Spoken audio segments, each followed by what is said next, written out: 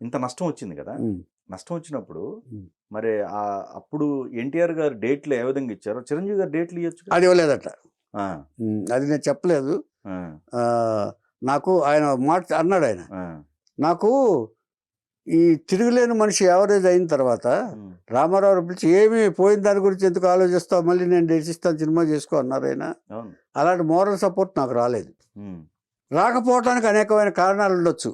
ఒకవేళ చేద్దామని ఆయనకు ఉన్నా కూడా పక్కన వాళ్ళు ఏంటి చేసేదని కూడా అని ఉండొచ్చు. ఎంచేదంటే ఇప్పుడు ఈ ఈ పెద్ద స్థాయి వచ్చిన తర్వాత సార్ మన మైండ్ మన మాట మనం ఎదట వాళ్ళ మీదకి వదిలేస్తాం సార్. మనం వాళ్ళు ఏం చెప్తే అది వినే పరిస్థితి వచ్చేస్తుంది పెద్దవాళ్ళకి, ఎవరికైనా సరే.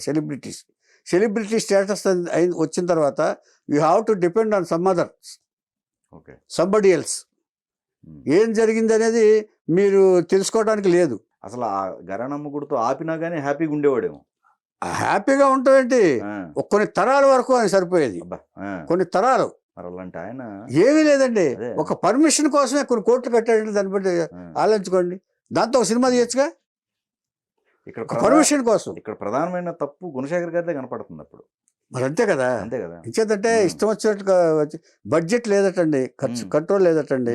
రెమ్యూనరేషన్స్ విపరీతంగా లేట్ అయిపోయి, సినిమా లేట్ అయిపోయి అనేకమైన ఇబ్బందులు వచ్చి లేట్ అయిపోయి రెమ్యూనరేషన్స్ పెంచేశారటండి. తర్వాత అక్కడ వెళ్ళిన తర్వాత అక్కడ సెట్లు ఆ ఫారెన్లో, సౌత్ ఆఫ్రికాలో. ఇప్పుడు ఇలాంటి సిచ్యువేషన్లోనే కదా ఇప్పుడు హీరోల గురించి మనం మాట్లాడుకుంటాం. కృష్ణ గారు కావచ్చు, అయ్యో కొంతమంది మన రజనీకాంత్, ఇంతెందుకు రామారావు గారు ఇక ఆయనే రజనీకాంత్ గారు కూడా ముగ్గురికి సినిమా చేశారు కదా ఆయన. సినిమా ఇలాంటి టైంలోనే ఇలాంటి టైంలో చేయాలి. ఖచ్చితంగా చేస్తుంటే ఆయన ఎక్కడో ఆకాశంలో ఉండేవాడు. పైగా ఇంకోటి ఆయన కమిట్మెంట్ చూడండి, ఫస్ట్ రామారావు గారితో చేశారు, తర్వాత చిరంజీవి గారు నా హీరో అన్నాడు. ఏ హీరో ఇంకా బాలకృష్ణ గారు తన చేతుల్లో డేట్స్ ఉన్నా కూడా తీయలేదు. అది ఒకటి మనం స్పెసిఫిక్ గా మాట్లాడుకోవాలి. బాలకృష్ణ గారు డేట్స్ చూడమని రామారావు గారు దేవివర ప్రసాద్ గారికి అప్పచెప్పారు డేట్స్.